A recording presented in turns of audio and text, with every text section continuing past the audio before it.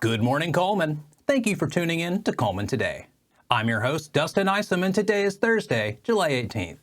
We have a lot to look at in local news today, including information on the Links Young Professionals Board, an arrest in Hanceville, and a railroad crossing closure.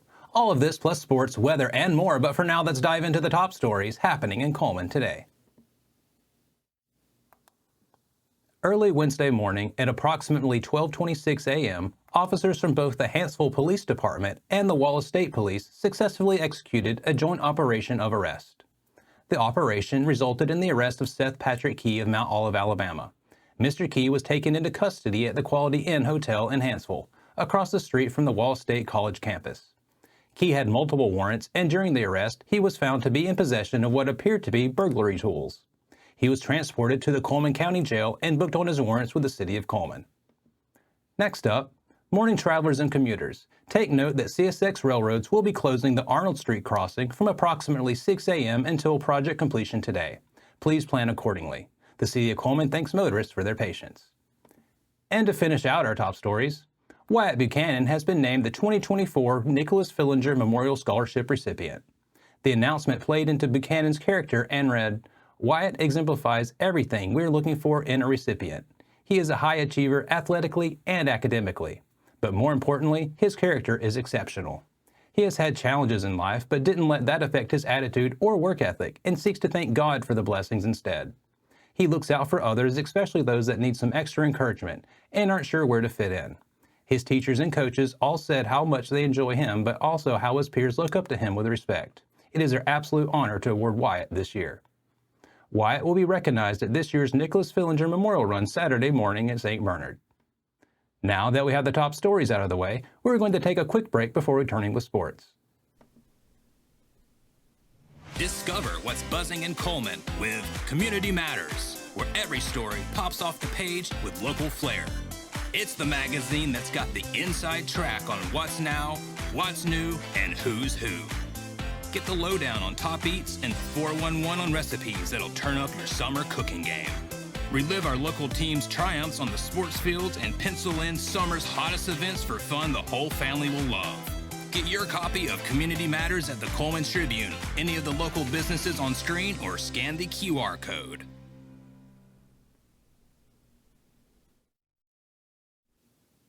Hello and welcome back. Now it's time to find out what's going on in the world of sports.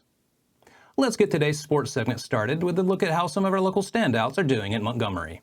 The AHSAA is hosting its annual North-South All-Star Week, and we have several locals competing in the week's events, starting at Arrowhead Golf Club on Monday. Cullman golfers Jasmine Kahn and Will Drake helped lead the North to wins over the South in the girls' and boys' competition. The North was coached by Cullman's Jonathan Hayes. Our locals continue to shine at Gateway Park Tuesday morning. Cold Spring runners Hayla Watson, Sage Nelson, and Drew Dykes helped lead the North cross-country teams to a sweep over the South. This year's North boys team was coached by Cold Spring's Casey Howell. Competition continued with the All-Star basketball games at the Crampton Ball Multiplex Tuesday night. After helping lead the Good Hope Lady Raiders to a state championship this spring, Ava McSwain picked up right where she left off with the North All-Stars. She racked up a game-high 18 points to earn MVP honors and led the North to a sixth straight win over the South, 87-46. The boys' All-Star game followed, and Cullman's Jake Giroux was part of this year's North roster. Giroux played 10 minutes for the North, posting 2 points and 2 rebounds in a 97-85 win over the South. The North has now won 3 of its last 4 matchups against the South. Moving over to some local basketball news out of Australia, former Cullman Bearcat Seth Swab is already making an impact with his new team in Tasmania. Swab made the move earlier this spring to join the Northwest Thunder, and in his first season, he was selected as the team's Players Player award winner. The award is voted on by the players, and the team said the recognition shows Swab has not only performed his role on the court, but has also been a shining light off the court with a huge contribution to the Thunder and its culture. Swab also finished runner-up for team MVP after averaging 15.5 points, 5.6 assists, and 2.4 rebounds per game this season. That covers sports for today, but make sure to check with the Cullman Tribune each day for the latest in sports coverage from across the area. We'll be back right after this message.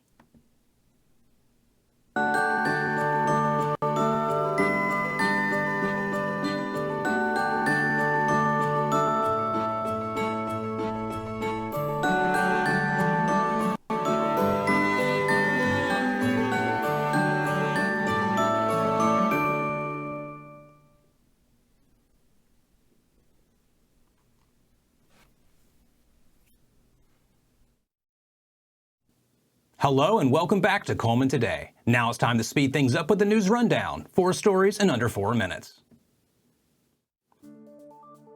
Accessing Potential Through Assistive Technology, or APTAT, is a federally funded grant program in Alabama that aims to increase awareness and access to assistive technology for people with disabilities.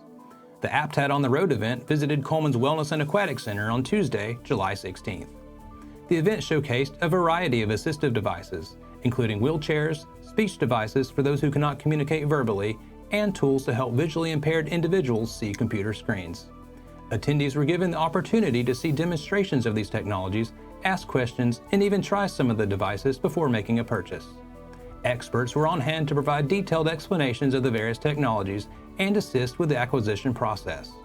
Additionally, APTAT offers a lending program that allows individuals to borrow a device for 30 days to determine if it meets their needs before committing to a purchase. Service industry workers, start saving tips now, because Dodge City Tattoo Company is planning to host an exclusive event just for those who work in hospitality. The event will welcome servers, bartenders, nail technicians, baristas, housekeepers, delivery drivers, and more to relax and mingle with friends while adding a little ink on Saturday, July 20th. Kelsey Raindew, Dodge City Tattoo Company's resident piercing professional, said, "We wanted to show some appreciation and hospitality to all service industry workers. They sacrifice a lot of weekends, family time, and holidays. This is just a fun night for them to treat themselves." Beginning at noon and running until 10 p.m., service industry workers are invited to choose from a select group of flash art specifically customized and designed for them at a discount, as well as steep discounts on select body and facial piercings. Applications for the Link's Young Professionals Advisory Board will close on Wednesday, July 31st. This opportunity for personal growth, community service, and professional development is a fantastic networking opportunity. By collaborating with other young professionals in the area, members will learn valuable skills to further their growth in their career while positively impacting our community. Check out the Link's Facebook page for more information. On Tuesday, July 16th, the Cullman County Commission gathered at the courthouse for its monthly meeting. Among various pieces of business, the Commission thanked and recognized the team at Cullman County Parks and Recreation for their outstanding service and performance during the recent 4th of July and Bassmaster Elite Tournament public events. Cullman County Commission Chairman Jeff Clemens said, "I want to thank the park staff and Kenneth Cornelius, our Parks Director, for all the hard work you and your staff have done. The County Parks Department has been responsible for thousands of residents and tourist fun over the past 2 months with the TNT Fireworks Bassmaster Elite Tournament on June 27th and the county's Independence Day celebration at Smith Lake Park on July 4th. Both events were huge successes for the area." Now for a quick break before we look at the weather ahead and pay our respects with obituaries. I'll be right back after this message.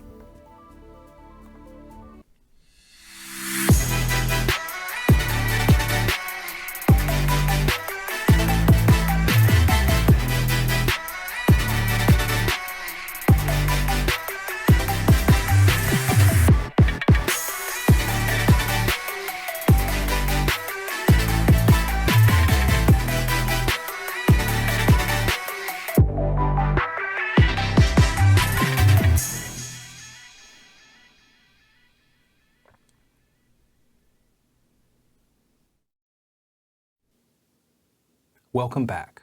Let's take a moment to pause and remember those who have lost their lives this week as we turn to obituaries.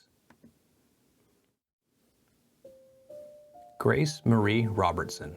Grace Marie Robertson, 78 of Cullman, passed away on Tuesday, July 16th.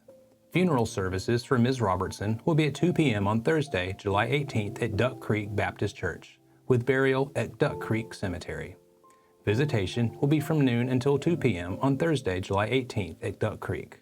Reception will follow at Temple Baptist Church at 4 p.m. Cullman Heritage Funeral Home is in charge of arrangements. Jeremy J. Saman Felix. Jeremy J. Saman Felix, 33 of Cullman, passed away on Tuesday, July 9th. Mr. Felix's life will be celebrated on July 24th at Moss Service Funeral Home from 1 until 5 p.m. He will then return to Pohnpei, Micronesia to be buried in his family's cemetery near the ancestors and family who have loved him and preceded him in death. Lloyd Sarge Erskine Goodwin.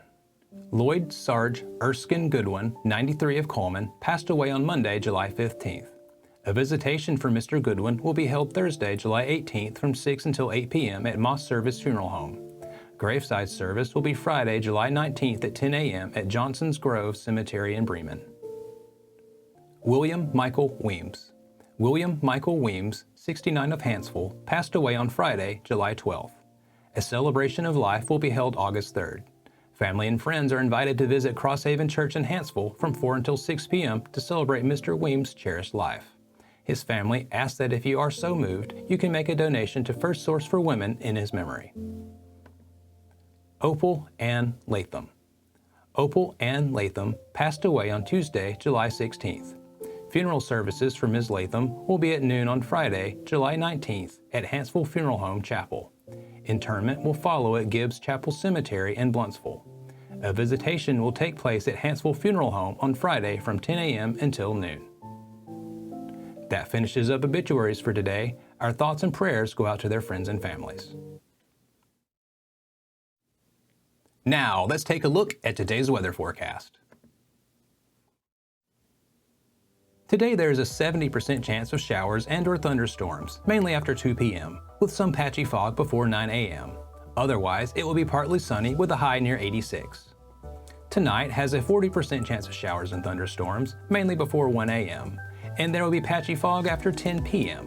Otherwise, it will be mostly cloudy with a low of around 67. Tomorrow, there will be a 60% chance of showers and/or thunderstorms, and there will be patchy fog before 8 a.m. Otherwise, it will be mostly cloudy with a high near 82. Tomorrow night sees a 50% chance of showers and thunderstorms. It will be mostly cloudy with a low of around 66.